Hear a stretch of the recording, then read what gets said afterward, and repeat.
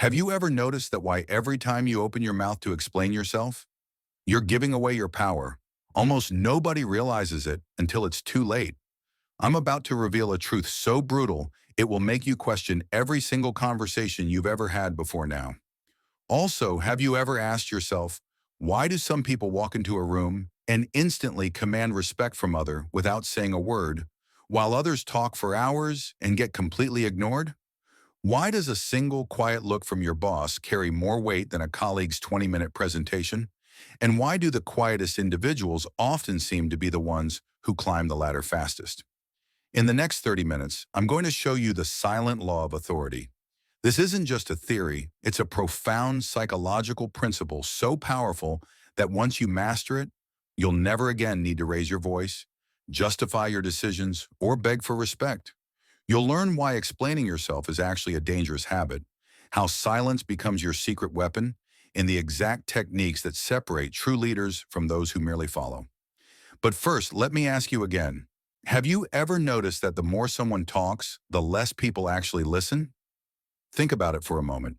The manager who constantly over-explains every single decision, the friend who feels the need to over-justify every choice they make, the politician who just can't stop defending their position, even when no one's asking for a full explanation. What happens in those scenarios? People don't just tune out. They often start to lose respect. They begin questioning everything, not because the person is necessarily wrong, but because the act of over-explaining signals something deeper. This isn't just coincidence, dear student. This is fundamental human psychology. And by the end of this video, you will understand exactly how to flip this dynamic in your favor, transforming your presence and commanding the respect you truly deserve. So, are you ready to become unstoppable? Are you ready to become the one who appears respected without any open mouth? So let's dive in. Part 1.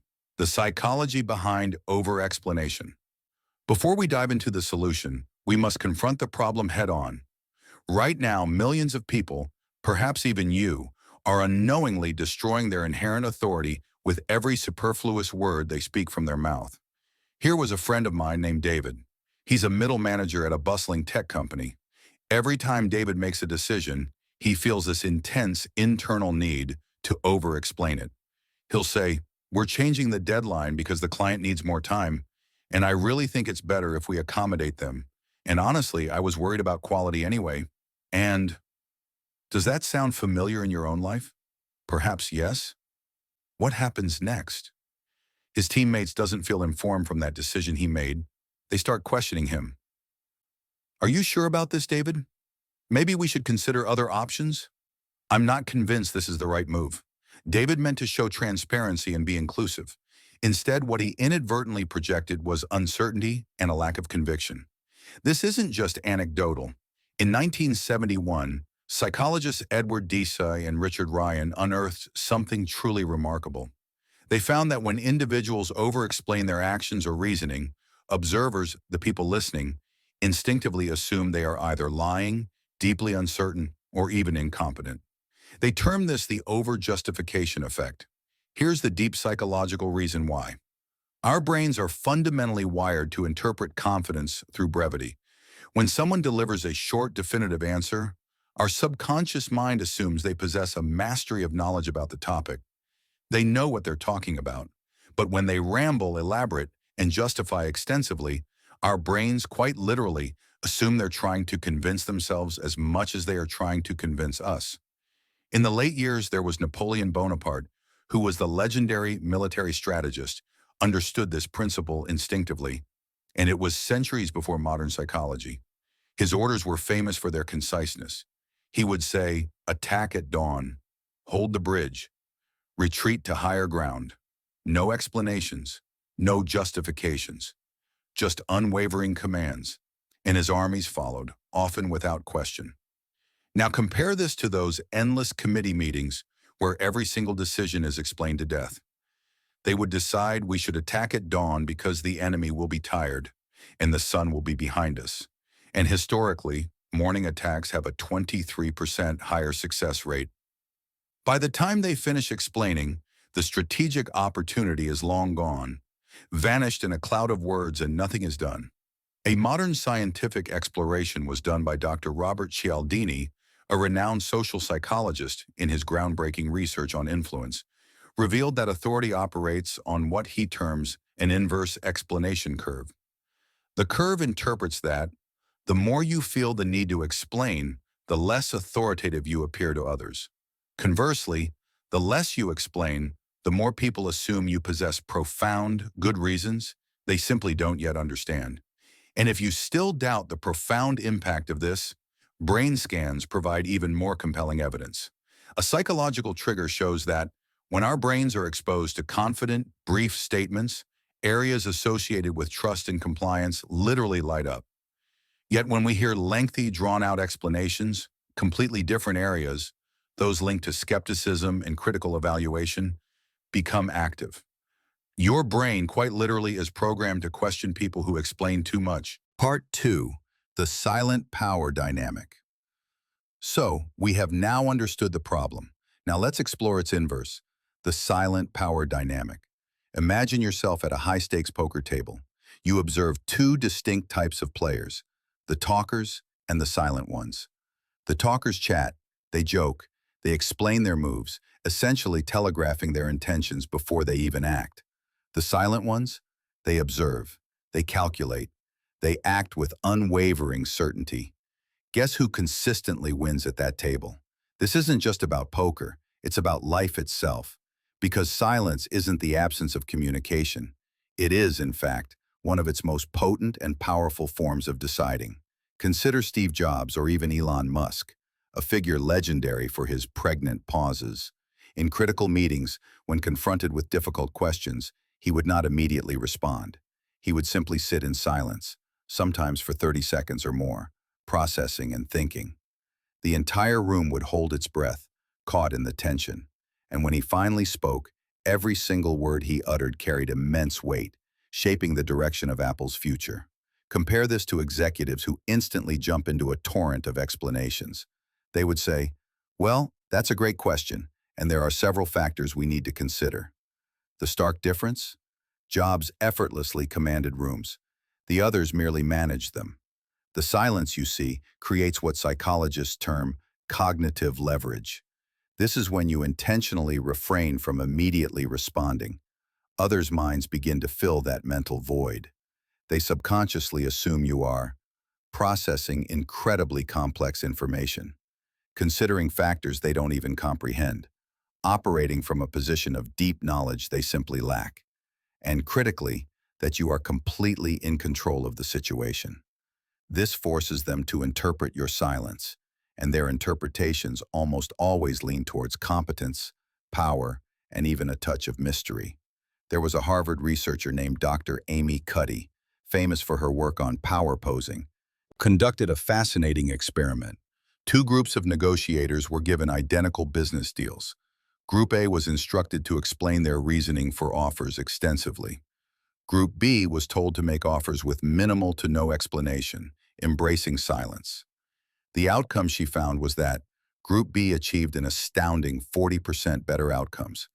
Do you know why? Their silence was unequivocally interpreted as confidence and undeniable power. This speaks to the tension principle. Silence creates tension, and tension, my friends, creates attention. So respect is all about tension you have in you and attention you need from others who listens. When you speak immediately, you release that tension. But when you master the pause, you build it. People lean in and they focus. They prepare to be influenced, not just informed from you. Consider Sarah in a high-stakes job interview for a senior position. When she was asked, "Why should we hire you?" Instead of launching into a lengthy explanation, she paused. A deliberate 3-second silence. Then, she calmly stated, "Because I deliver results." And she stopped talking. The interviewer, compelled by the silence, pressed for more. "What kind of results?" Another pause. "The kind that matter to your bottom line." Sarah got the job. Her silence spoke volumes with intense reasoning and not over-explaining. Finally, the mirror effect. Silent authority forces others to reveal themselves. When you consciously choose not to fill the conversational space rapidly, others inevitably will. They'll share their true thoughts, their underlying concerns, their hidden motivations. This grants you a powerful information advantage, the very cornerstone of all true influence. Part 3. Strategic timing. When to speak, when to stay silent. Mastering authority isn't about becoming completely mute just because you have understood the fact. It is profoundly about speaking with surgical precision. Every single word must serve a clear purpose. Every intentional pause must create a measurable impact to others. Let me introduce you to the 3 zones of communication used by most effective people you ever heard, where strategic silence is paramount. Zone 1, the crisis zone. During conflicts or high-pressure situations, our instinct screams at us to explain, to defend, to justify. This precisely is when silence is your most potent weapon. Consider Marcus facing a boardroom coup. 3 board members were publicly questioning his leadership. His gut reaction was to defend every decision. Instead, he stayed utterly silent. He let them talk. They, in their eagerness, revealed their true agendas, their personal motivations, and their glaring lack of alternative plans. When they finally finished, Marcus simply stated, "I hear your concerns. Let's review the numbers." The coup crumbled, disarmed by his composed silence. This reveals leadership is all about revealing the true path towards the goals. Zone 2, the negotiation zone. In any negotiation, silence isn't just leverage. It's often the deciding factor in every step we take. The person who speaks first before another is always the one who loses. There was this businesswoman named Jennifer who was selling her company. She was offered $2 million for the company. Her lawyer's advice: whatever they offer, stay silent for 10 seconds. She did. The silence stretched. The buyer, uncomfortable, shifted and started saying, "Actually, we could go as high as 2.5 million. One moment of disciplined silence earned her $500,000 without Jennifer saying anything. This reveals that silence makes people wonder if they are on the good path or not. Zone 3, the leadership zone. As a leader, your words carry exponential weight sharper than the speed of light. The higher your position in the company, the fewer words you should use. My true uncle, who was general named James Mattis, famously known as Mad Dog, was celebrated for his brief, incredibly powerful communications. When asked about complex strategy, he wouldn't provide lengthy explanations. He would rather say, "We adapt and overcome." This was often his complete response. His troops would move mountains based on those 4 words because they trusted his judgment completely. So how do we apply this? Consider these timing principles that General James told me. 1. Before major decisions, pause, observe, then act. 2. During confrontations, let others exhaust themselves first. 3. In negotiations, silence after offers creates immense pressure. 4. When questioned, a thoughtful pause demonstrates depth and wisdom. 5. During presentations, strategic pauses emphasize your key points, letting them sink in. And to simplify your responses even further, embrace this response hierarchy. Level 1, silence for most situations. Level 2, minimal acknowledgement. I see, understood. Level 3, brief response, 1 sentence maximum. Level 4, full engagement, rare, strategic moments only, when maximum impact is needed. Part 4, the 5 laws of silent authority. Now the culmination of our journey. These are the 5 immutable laws of silent authority. Master these, and your influence will become undeniable to others when speaking. Let's see if you can handle the laws at once and apply them. Law 1, the pause law. The law tells that, before responding to any challenge, criticism, or question, pause for at least 3 seconds. This simple act instantly transforms you from reactive to thoughtful, from defensive to truly authoritative. Here is a story of a marketing director named Lisa.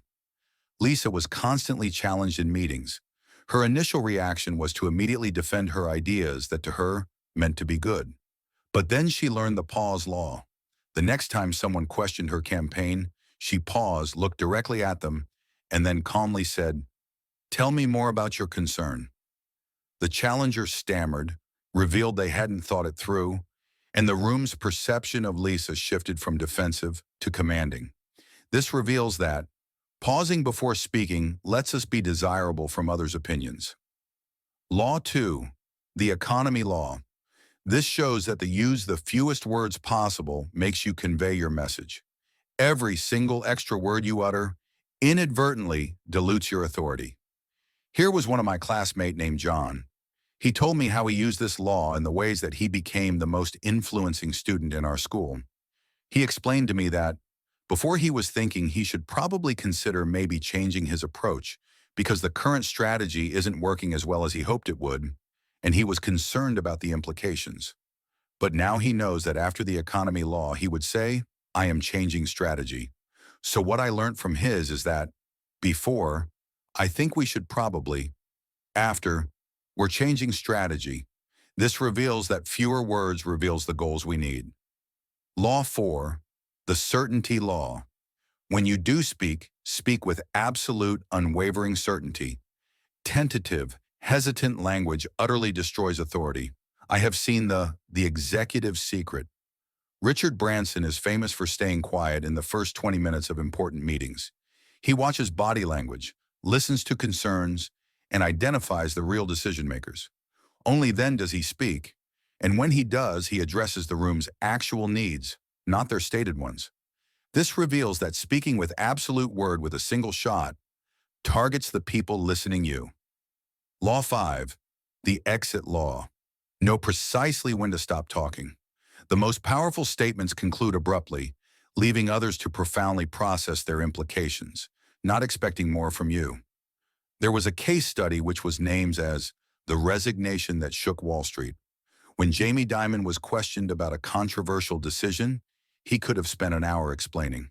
Instead, he said, "I take full responsibility for this decision." Next question. The brevity created more impact than any explanation could have. It demonstrated confidence, accountability, and unshakable authority. This reveals that not speaking things that aren't necessary for the listeners to know will make them feel that you have programmed your words. To further hone your skill, consider these advanced techniques. The redirect. When pressed for unwanted explanations, redirect with a precise question. What specific outcome are you truly looking for? The reframe. Transform challenges into opportunities for others to reveal their true selves. That's an interesting perspective. What led you to that conclusion? The strategic reveal. Occasionally share a brief, potent insight that demonstrates your depth of understanding. In my experience, the real issue isn't X, it's Y. Then gracefully return to silence. Part 5. Common mistakes and pitfalls. I have researched that sometimes even the masters of this art can stumble. Be aware of these 4 common mistakes. Mistake 1. The silent treatment. This is not strategic silence. There's a difference between strategic silence and the silent treatment. Strategic silence is purposeful and temporary. The silent treatment is punitive and prolonged. One builds authority, the other destroys relationships. Even masters of silence make mistakes. A man named James, a skilled negotiator, tried silence with everyone. Friends, family, colleagues. He became respected at work, but distant in personal life. Silence without context can create misinterpretation, suspicion, and resentment. Mistake 2. Inappropriate context. Silent authority thrives in hierarchical, professional settings, not intimate personal relationships. Applying it to friends or family will only breed misinterpretation, suspicion, and resentment. Marcus learned this the hard way. He applied silent authority techniques with his family, treating his wife's concerns with strategic pauses and minimal responses. His marriage suffered. Authority techniques work in hierarchical relationships, not intimate ones. Mistake 3. Overdoing it. Becoming known solely as the quiet one can backfire. You need enough interaction to demonstrate competence and build trust. The goal is strategic silence, not social withdrawal. Mistake 4. Misreading the room. Some critical situations demand immediate, detailed responses, genuine emergencies, ethical dilemmas, or instances where silence could be misconstrued as harmful agreement. Discernment is key. Let's revisit David, our struggling manager from the beginning. After diligently learning and applying these principles, his transformation was profound.